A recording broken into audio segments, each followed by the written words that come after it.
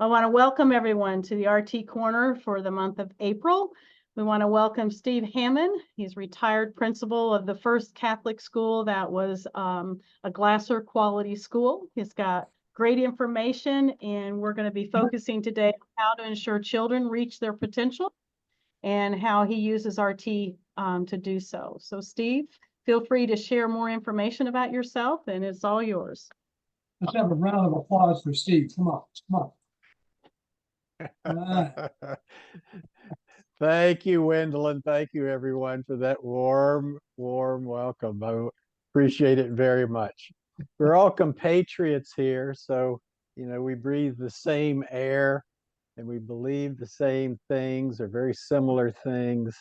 So I hope what I have to share with you today is going to resonate. I think it will. I do want to talk about how we facilitate a process where children can reach their full potential, and not just some of the children, but every child strives to reach their full potential. And so that's going to be the focal point. And then I want to fold in how reality therapy is important to that, and how choice theory is important to that. I've been working on a model of education for a little over 30 years, and I call it intentional total formation. Love it. Which is, as you can just immediately see, it's a version of holistic education, right? So I think that some of us, having reached a certain age, we can remember going into education and teaching the whole child, although it might not have been expressed like that, was just an understood phenomenon. Parents sent children to school and understood the legal aspect of in loco parentis, and that when they sent their children to school, certainly they wanted a quality education, but they also wanted their children to be brought up with those values and virtues and character traits that they would want that they would impart to their children. I think it's diminished a bit now, and you don't hear that as much. And I don't think the presumption is that great in this modern era as it was when I was growing up. So, but I've always been enamored by that, and I've always thought that in education, that was our job, to raise kids up to be their best selves, simply put.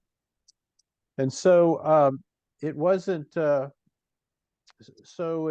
wasn't a big jump for me to start moving into this design very early on. I can remember a few things in the early years of teaching that kind of shocked me, to the point to where I didn't want to teach, because I didn't think I was one that could model this type of inspirational, be your best self type of person. And I remember I started teaching biology for sophomores. And you know what sophomore, the etymology for sophomore is. Do you know that? Well, sophomore comes from two Greek words, and the first is sophos, which you've heard of, the sophist, sophisticated, and which sophos means wise.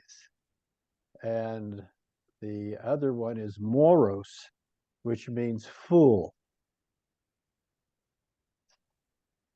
And it doesn't take anyone that has been with a sophomore in class but for a few minutes to understand the etymology is totally spot on. They have spent their freshman year making mistakes and kind of getting slammed a little bit by the system and being timid. But by the time they get to sophomore, they know everything, and a little knowledge is a dangerous thing. Brad, great to see you. Steve, I heard you're in the house. I'm going to pop in before my 9:30. So Okay, is that going to be pop rock, or is that going to be like you going to bend a few notes for us? it's going to be classic and swing with you're in the room, man. You got to be in the band. I could bring a folky element to it, maybe.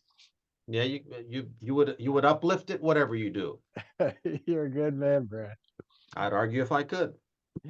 So, Hey, you, so Brad. at any Hi, Vicky. rate, early on in my first or second year, I noticed that the kids, some of them were emulating my behavior, my idiosyncrasies, and I saw that at first. I kind of didn't believe it. I discounted it, and then it became so obvious that it scared me to death.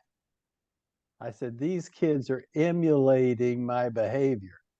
And I was just like, young, 22, 23. I didn't think that I was much of a model for kids. So I went to the principal, and he was the typical coach principal of the day, the big coach principal, that was stayed in the principalship for, 40 years. He was a good friend of mine, but he got to be. But I said, Coach Pfeiffer, I told him what's going on. And I said, I don't really think I'm cut out to teach. And so I think that I'm going to really have to leave at the end of the year because these kids they're emulating me. And after he picked himself up off of the floor, he said, I think you're going to be all right, kid. Go in there and do what you do. But at any rate, the point is that we at a certain age, we entered into the educational profession with the mindset that one of our jobs, unspoken though it may be, was to help kids become their best self.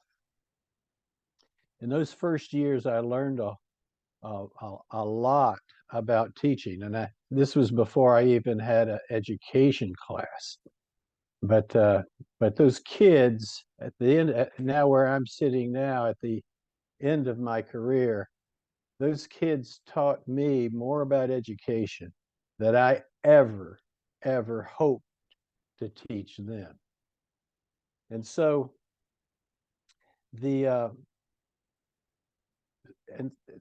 I quickly was invited to become a principal of an elementary middle school, probably too soon, but I accepted that, learned a lot about now high school, middle school, elementary school.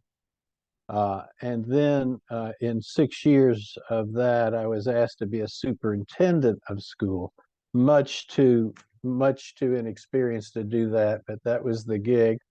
And so I learned, I got a different perspective from a position of looking at a lot of schools, what was going on, what wasn't. And, I really, I came quickly to the understanding that one, we have to explicitly teach total formation if we're going to be successful in raising kids up to what I like to call their highest destiny or their potential or to be their best selves. It has to be explicit. And there has to be a method in which they can do that. It can't be just didactic learning where somebody's sitting up lecturing to kids and somehow we think that they're going to absorb this. So it didn't take me too long inside of that superintendent's role in working with a lot of principals to start to develop what I I call a curriculum. It could be called a curricular framework, um, and in that started to try to identify a structure where one could have intended learner outcomes uh, that would challenge kids to be their best selves. These would be, Covey was very, you remember Stephen Covey, and Covey was very popular at the time. And so I took seriously Covey's thought about starting with the most important things and starting with the end in mind as I was building this framework. So what would we want a child or a student to look like, to be able to do, to know the attitudes and the skills that they would have when we shook hands and they left our school? What would that look like? Well, I first wanted to make it universal, that these domains, however they fit together, they would speak to, they would be universal to be a part of every human being. And so that was the first step. So I came up with these domains. The life of the mind, that's pretty self-evident in education. The life of the spirit, which I have been in Catholic schools, but I did not necessarily mean that to be all religious. Certainly religion could come in there, but in the acknowledgement that all children have a spirit, and that spirit is something that we should, as educators, want to understand on an individual basis and want to nurture across the board. That spirit may include or may be the keys that would be literature or art or poetry or music or nature or environment. Could be a lot of things that unlocks that child's spirit, but we should be about understanding that and nurturing that where we can. The next domain, which by this time, you know, I was a devotee of Dr. Glasser, and I put this in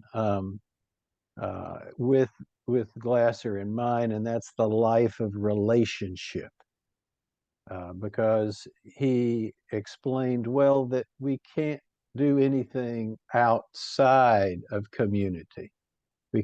We're social animals, and we work inside community. So all community is a lot of relationships that are pointed in the same direction that might have similar goals. And so the life of relationship was absolutely important and universal. The next that I wanted to do, but I didn't do right at first because I got the opportunity to put this into a school, but it is in my work now, and it's the life of creative imagination. The creativity is a universal domain of all human beings. That's what we do. We create, and we're very good at it. And if we look around where you are right now, you can't look at anything on your walls, and I'm looking at everything except Tom sitting on an ocean that I want to be, or I'd like to be with you there, Tom. But if you look around, everything around you is a creation. We're creative geniuses. And so the life of creativity would have to be a part of that. That would be something that we would need to nurture. I'm sure you've heard of the research. I wish I could remember the researchers, but that they studied kindergarten students for creativity. You can look this up. And they assess them for their creative potential. And they found out that at the end of their study, that a great percentage of them fell into the category of, for their age, as creative geniuses. It was amazing the level of creativity embodied in those little ones. But what they found too is that as the children got older, then that creativity decreased dramatically until by the time they got adults, I think the creative potential of creative genius category dropped to 2%. So if we're talking about facilitating a process that lifts kids up to their highest destiny, we've got to include creativity. And we have to find a way that it doesn't bleed itself out, under the, the moribund existence of this place we call school. You can't do it. And I don't mean to be demeaning of all schools. I'm not. I mean, there's so many great places, but we have to do something different. And I think one of those things is that we have to nurture creativity and find to do that better. If I can comment a second on that. I was part of the team that developed the control system and the rest of the works for the Apollo project. And most of us were in our 20s. So that's where your creativity is. It was not the 60-year-olds that or 50-year-olds that had been knowledgeable about all this stuff. It was the 20-year-olds that said, oh, why can't we do it? Yeah. I love that, and I resonate with that question that's so much, Tom. Why can't this be done? And one of the things, you're in LA, and I was out in San Juan Capistrano building a school, some years ago. And of course, I come from the eastern states. And so, but one of the things that I loved about California was that if you had an idea, whoever had the idea, people started leaning into them and asking questions about the idea. They wanted to know more about that idea. And if you go to the East Coast, where I am now, more than likely you give a thought or whatnot, and people will say, we've already done that. That didn't work.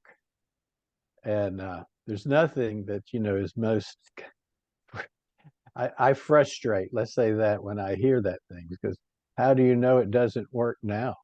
How do you know that we're not dealing with a different set of variables or enough variables that it could work, in this place? And obviously it can't. So that's creative. So the next thing is wellness, and there's a domain of physical wellness, and there's a domain of emotional wellness. To tease those two out and drill down into that. Obviously, as counselors that that you are, that many people here are, that you can automatically see the overlap in the domains. The life of wellness, emotional wellness, is going to overlap into the life of relationships. That's going to overlap into the physical life, because at some point they're all integrated. However, I think there's a good argument in making these domains, because they're manageable and you can deal with them in a teaching mode easier. The last one, and I think the most important one in terms of happiness, and the research is clear on this, is that what I call the life of vocation. And vocation comes from the Latin word voco, vocare, which means to call, and that we all have a calling, right? We have a calling, we have a vocation. Every one of us has a vocation, and that's to serve each other. Because at the end of the day, you have to give back to the community that gave you these things to begin with. You have to give it back. You can't take it with you. So serving one another, as Glasser so brilliantly illustrates in choice theory, is that we have this high psychological need of love and belonging. We want to belong, we want to love, we want to be loved, and so what that means is that ultimately we're going to serve each other, because in serving each other, it's more likely that we'll belong. It's more likely that we'll contribute to the group. It's more likely that we'll be accepted and loved ourselves. So that little dynamic that is in giving that we receive is absolutely important, to understand human beings as social animals and understand the necessity for service in order to be a complete, whole, happy, productive individual.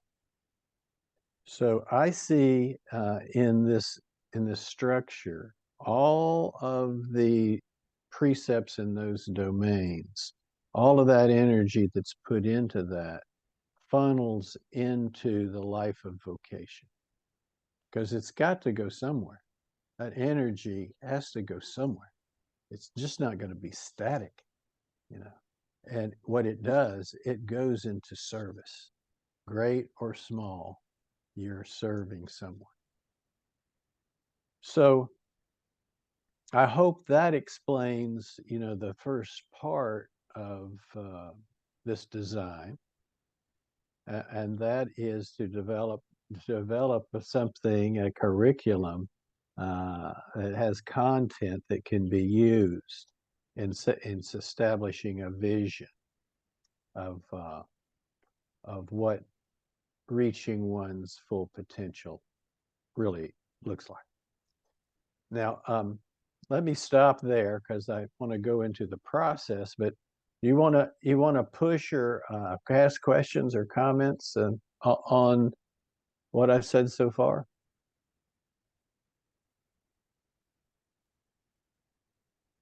Kate, I know you're burning up with a question over there.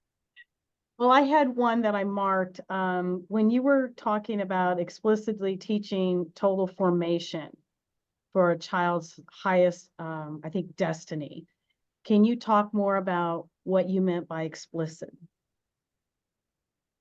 Well, I think what I'm just saying is this curricular, this curriculum.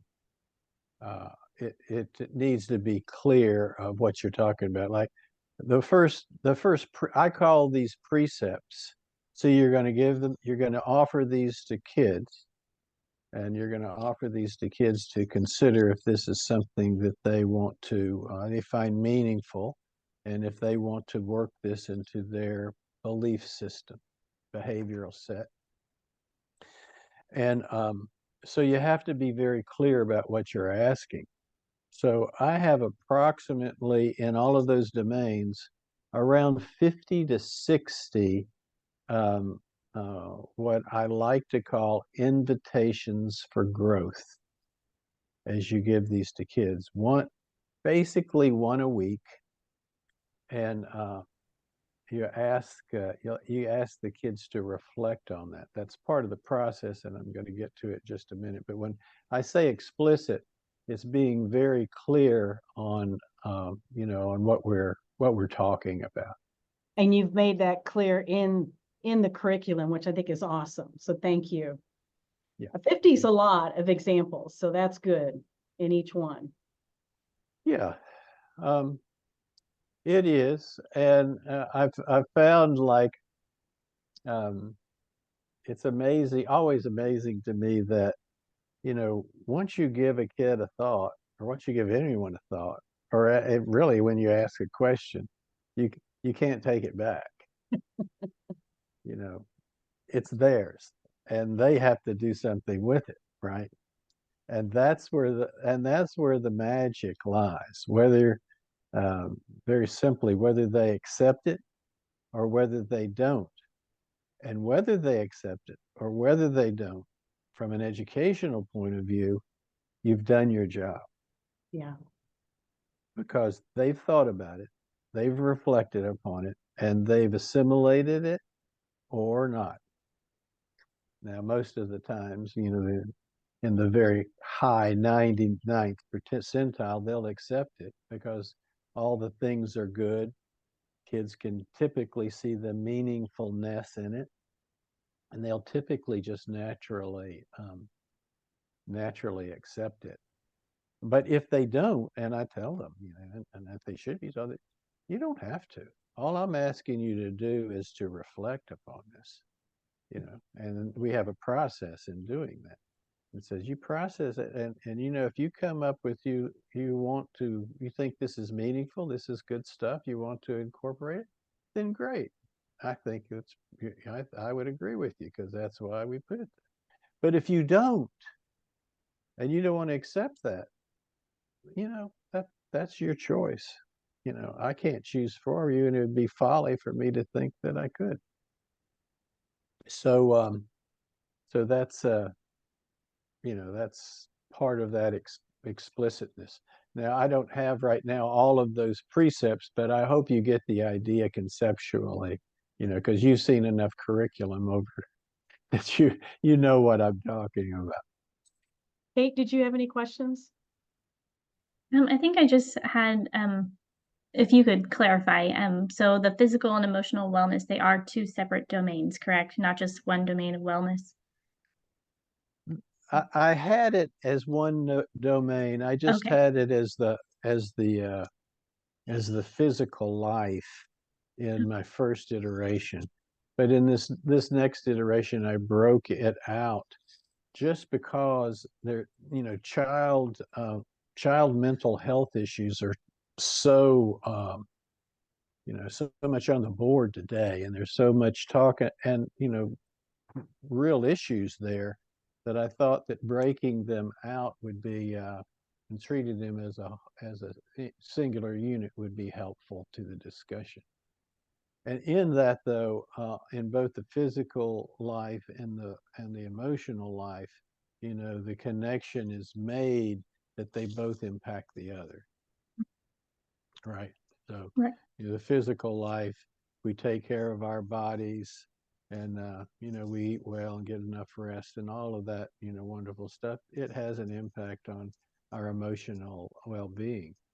And then and the reverse is true, and we know that, you know, if we're really fearful, comes out in anxiety, it's going to, you know, comes out in fear, then that's going to find some physical issue, some physical outlet that is going to be expressed. And so we know that. And that's why we say, you know, that's a pain in the neck, or you know, this is making me sick, or you know, all of the little idioms that we have as human beings that really testify to the truth that, you know, mental well-being, emotional well-being will cause us to be sick. Does that answer your question, Kate? Yes, thank you. Good. Thank you. Thank you. Well, let me then go into the process. And this process, both the curriculum that I've just explained to you and the process, I've taken from those two great quotes of Socrates. So remember, because, you know, everybody pretty much, you know, around the world would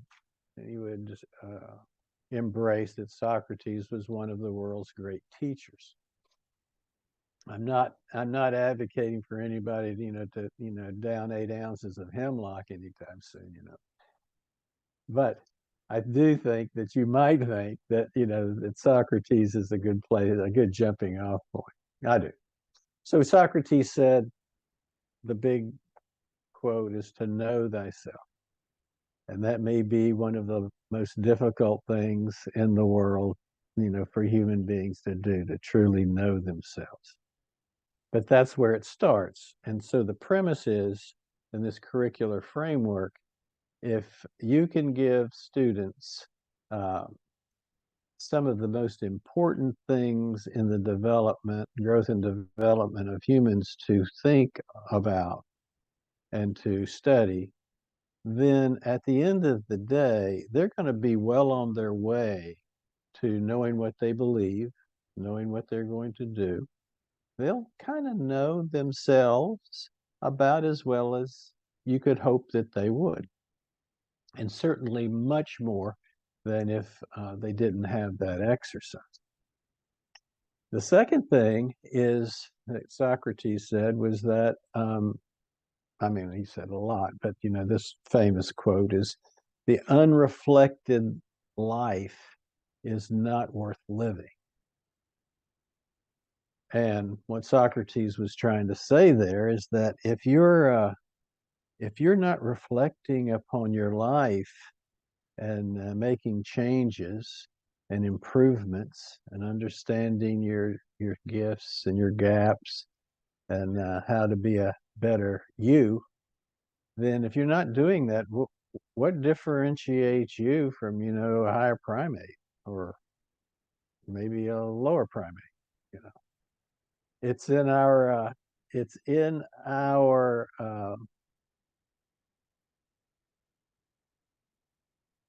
to be fully human, to claim our best self, to claim our highest destiny, reach our potential, then we have to reflect, because it's in that frontal lobe that differentiates us, from other life forms.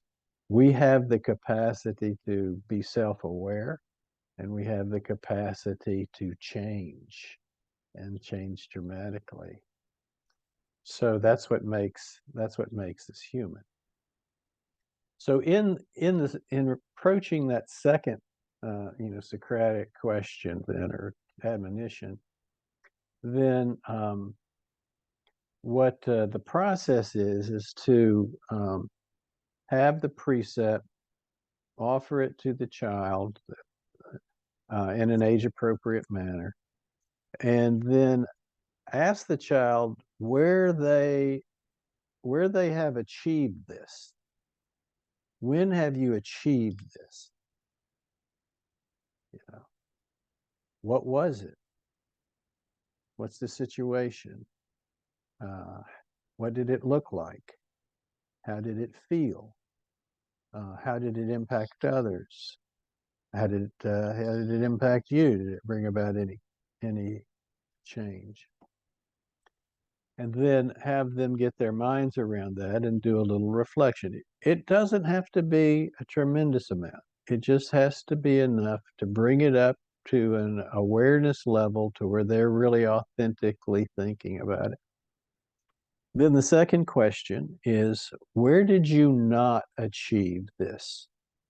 Where did you just fall flat on your face, struck out, if you will, and then who did you impact? What was it? How did you feel about it? Dig into those, sub questions to try to ensure that in answering those, they come to some meaningful level of understanding where they have succeeded and where they haven't. And then to emphasize to the kids that treat them both the same. Don't get all puffed up because you did, achieve your goal. You can feel good about it, sure, but don't get all puffed up and overly prideful about that. And then for the ones you didn't achieve it, don't beat yourself up. Don't beat yourself up. We have too much of that, just way too much of that in schools and with kids. And so, but treat them both the same, and then remember the third question, and the most important thing about it, is like, what did you learn from it? I mean, what are you taking away from it? And that's the most important thing. Now, so yeah, and that is the process. Now, a lot of teachers will take that and they'll break that open into, into student discussions. Some will use morning meetings and class meetings to, to break it open to a greater depth. It's wonderful to see kids so absolutely unfearful, just being able to say when they've not done well and when they have done well, with just equanimity in that. And to get that group dialogue really helps kind of that whole reflective process. At the end of the day, it's just that reflection that turns the key. And it's done, as you would expect, it's done in a non-coercive way. I mean, nobody's telling them what to think. They are asking them to reflect on it. However they go with that and in their decisions, whether they want to accept it or not, there's no coercion whatsoever. Now, I'd ask you to step back and think, well, now, if you do that every year with those same premises, it's the same invitations for growth, you're going to catch them at a different developmental level. And they're going to bring another, it might be dramatically different, it might not, but they're going to bring another frame of reference to their reflection, right? And so you're really differentiating. It's a natural differentiation of the instruction because they're different. And they're going to be reflecting with different examples, different places of where they are. Then take that and then consider that happening for 5 to 10 years. Now, the incrementality, the incrementality and the building up of that belief system over 10 years is dynamic and very powerful. So when they leave you, which I had them for 10 years, so that was a lot. This was just part of who they were. But even if it was 5 years or so, they leave you with a significantly different person with a much keener understanding of themselves and their belief system than if they didn't have it. So at the end of the day, I think if we're really serious about kids rising to their highest potential, then this is a very, very helpful process to help them get there. And it's all a facilitative process. They keep it in a binder, and then so they have a big old binder, and inside of that, from the time they get to the school to the time they graduate, sometimes these things are in a big old 3-inch, 4-inch binder, and they'll use that in different ways throughout the school program. Let me stop there because the reflective part is key. Without the reflection and the introspection, I mean, the program doesn't work.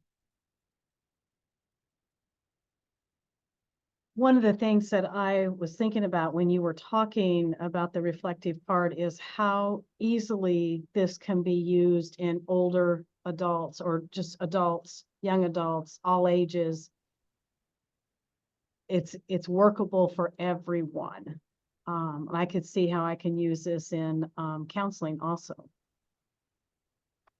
There's no age limit, where if we're learning creatures, and Michelangelo said as an old man, he said, I'm still learning. So as Well, long as we're living, we're learning. So yeah, this can be used for anyone. And piggybacking on Vicky's comments, we have a lot of people, our colleagues in California, are doing wonderful things with people in prison. And a lot of folks have done that, or people that have just been released. Some of you may remember or know, one of our deceased colleagues started a reality therapy CT training program in prison for lifers. They were never getting out. Mm. I think they started with a dozen, maybe one or two dropped out, but then they brought in colleagues like Steve or other people, and they went through the entire certification process, and with a ceremony and everything. And every one of them said, had I known these ideas, or had been invited, use Steve's word, to consider, to think, to self-evaluate, to figure out what I wanted, what was my end goal, that sort of thing. They said, I would not be in prison today, you know. And even though they were lifers with no chance of parole, they envisioned and were already functioning in a more wonderful environment there, and they were contributing to others. That was great. And we could see the same thing for people caught up repeatedly in drug alcohol addiction, those recovery treatment programs, people starting to see the possibilities. Also, Steve, you didn't say this, but I've seen it myself. And you can't outline within an hour all the things that you do that bring this about. But when you talk about inviting kids and talking about them, not to be too prideful of the things that they've done well, and not to beat themselves up over the things that didn't go well, you model that. You know, Harry Good used to ask people, another deceased colleague of ours, used to ask people, tell me about something that you've done really well, an important thing in your life, contribution, you know, or sometimes maybe it didn't go so well. Well, she would always model that beforehand. And you started up, you know, like a classroom teacher, the ones that seem to do better with kids share something about themselves and their lives and their families, not stuff that's inappropriate. An age, like your age appropriate thing too, or inappropriate, but they share stuff. You know, my dog, you know, is sick, and we're worried about him. You know, we take him there, and the kids will say, "Well, how's your dog?" They learn empathy, you know, by people modeling. So your modeling is, it would help facilitate those kind of things too. I want to do a quick shout out for our colleague, Dr. Nancy Buck, who has published a number of books. Some of you are familiar on mental health and parenting and this sort of thing. She's now got a whole series of little things. I get a weekly email, and she said something the other day that invited me, and I followed to go way on up here. She talked about a person that she had met who came to some of her initial, maybe a presentation, and then some training, and then they helped the person through certification, and then she helped the person do more with what they got, and then they started writing, publishing, presenting, what have you. And there was this duo of people traveling together in a successful way. And then, much to Nancy's surprise, the person published something that was directly Nancy's material, Oh, but did not give credit, ooh. and presented as if it was her own. And of course, immediately it's like, it just, well, the ooh, there you go, Vicky, you know. And so that hit her.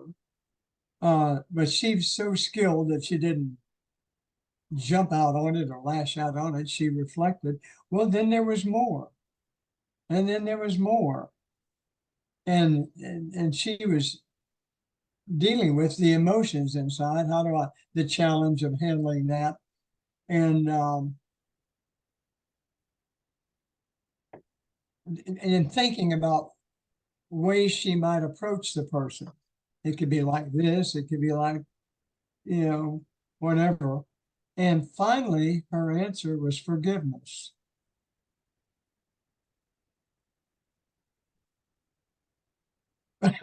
Which did not come up for me in the early thinking. I mean, maybe forgetfulness, or maybe put it aside, don't address it, what have you, but forgiveness. And what a high order of a choice of a behavior. Then of course we know, then that got it off of her, the weight off her shoulders and everything, whether she ever did anything or talked to the person or changed or not. So that was an advanced form of forgiveness that was a little bit beyond my reach. But now I'm thinking about it. But anyway.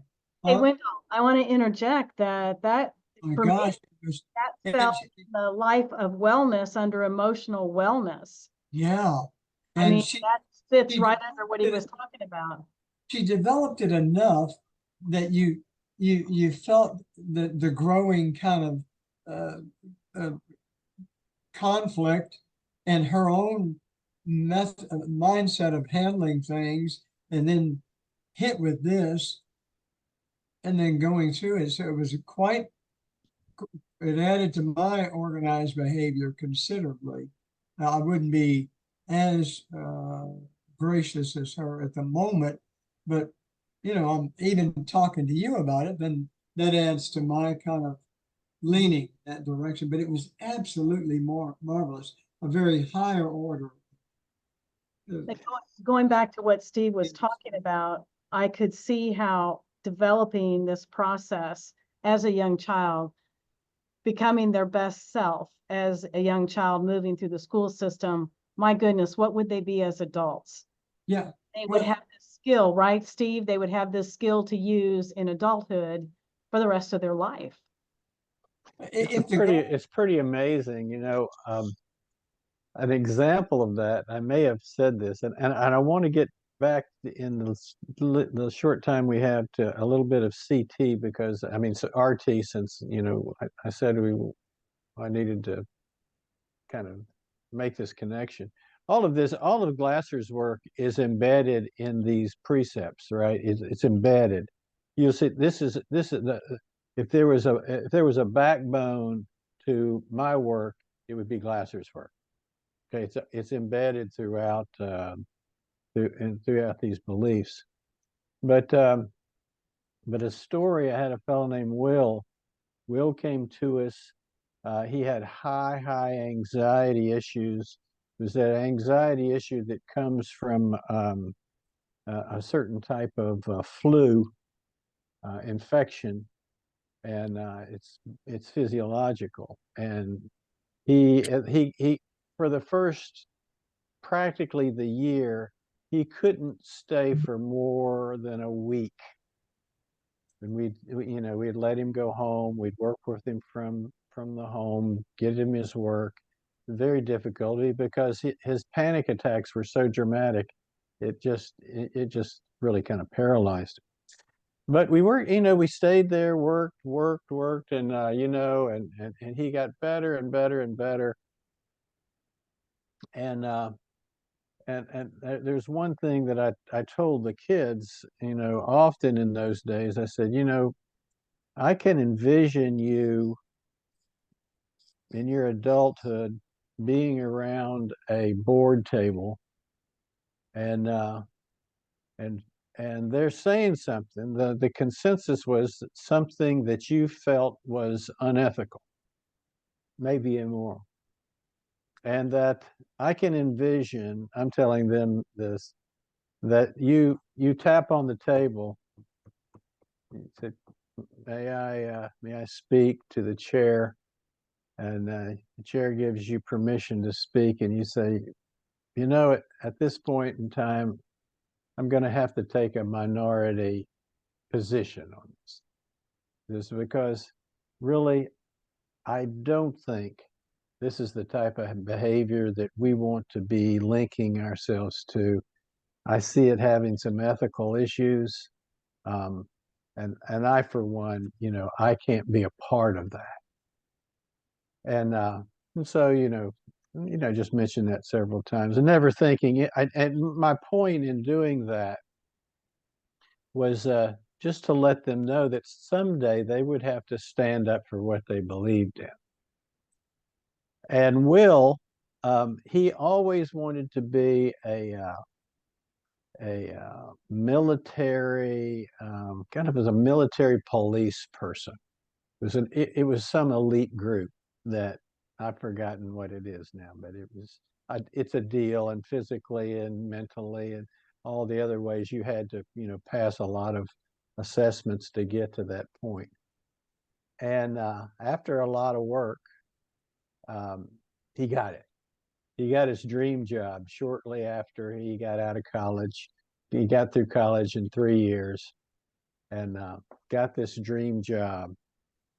And within the first year, that scenario played out in his life. And his superiors were asking him to do something that he knew was just flat out unethical, immoral. And so he went to his superior, told his superior that I can't do this and that I'm resigning. And he resigned. And so that was the courageous part of it. And then it has a great happy ending because a guy of that kind of character, and by this time, this kid is a remarkable specimen of a man in all ways. He got another kind of dream kind of job like that, and it all ended up pretty well. But Vicky, you said, and Wendell, you said, what do they look like?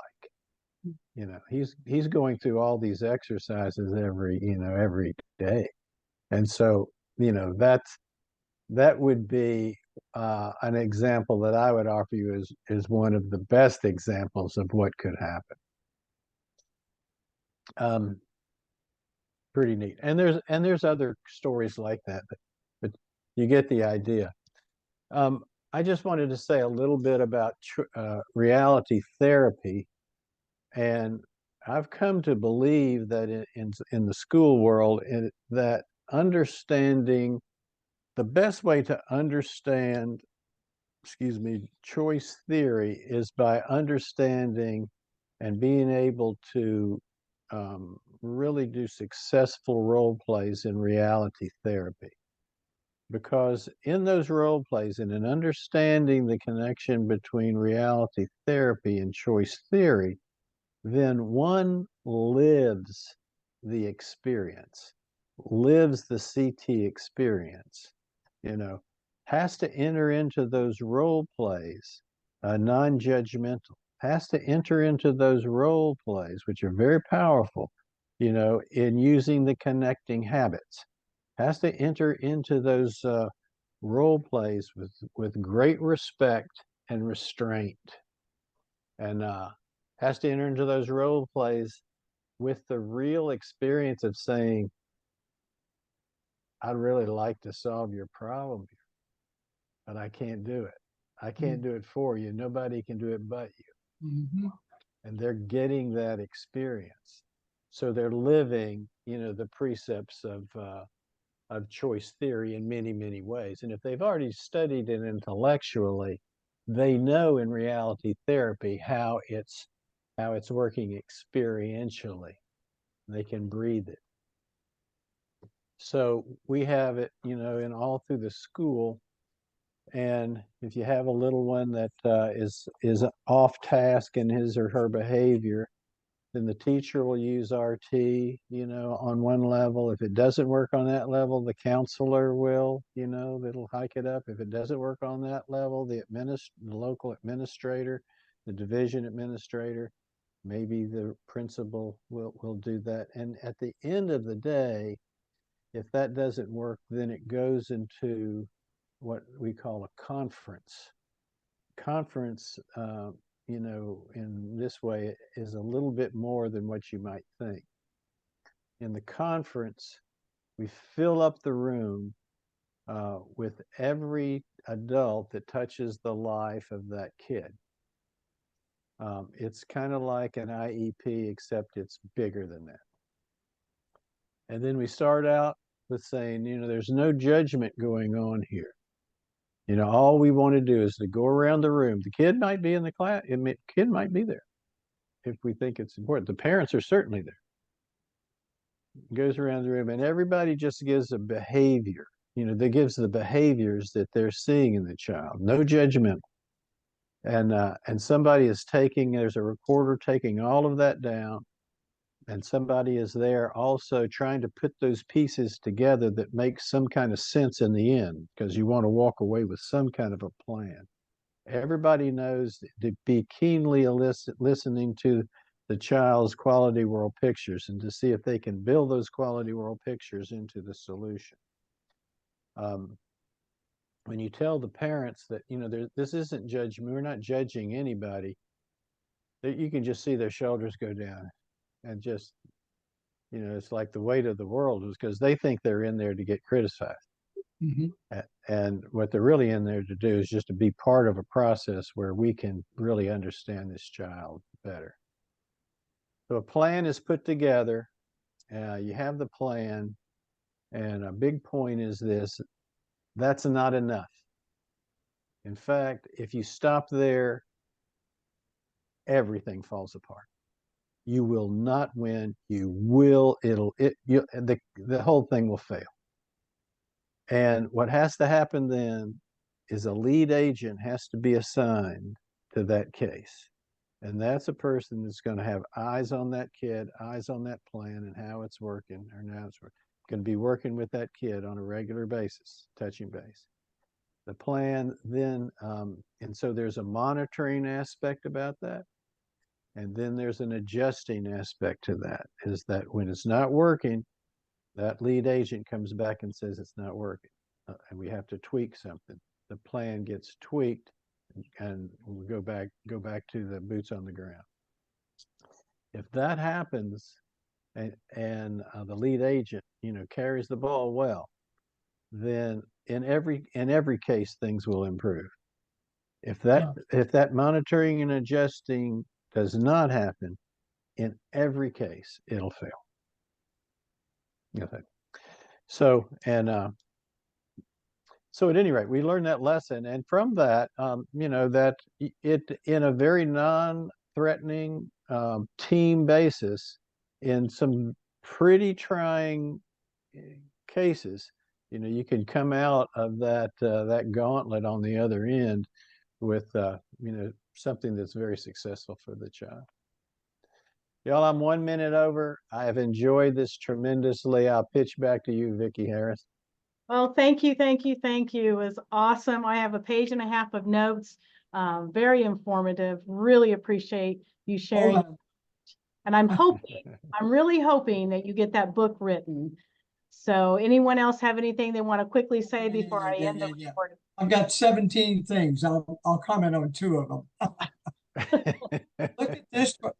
Anyone, maybe Kate, maybe this is your entree.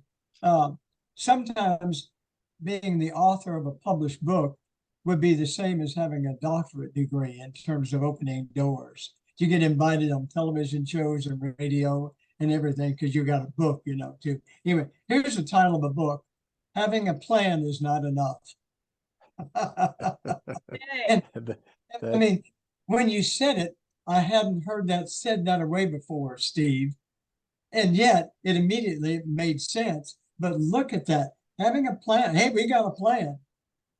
Okay, and what's the follow-up on it? Well, we got a plan. Yeah.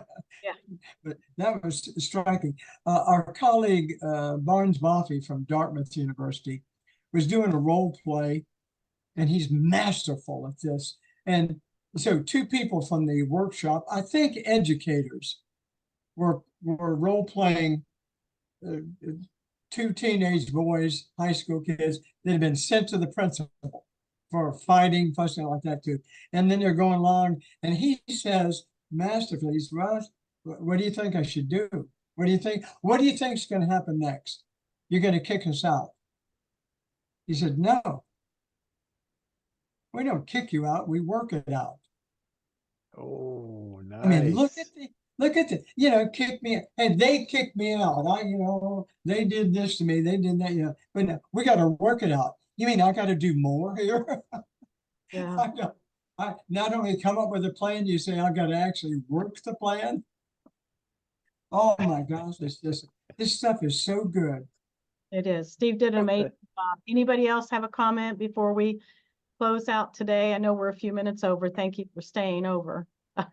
Thank you, Wendy. You know, I would like to say Sun Xiang and Iman, you know, haven't communicated with y'all, but if you can hear us, we really appreciate your presence and hope all is well with you. If I can be of any service to you at any time, you know, look me up. Vicky will know how to get in touch with me. Direct phone number to him. Yes. Yes. And thank you, Iman. And I think there was someone else that put their email in the chat. We appreciate that so we can stay in touch. I'm going to end the recording.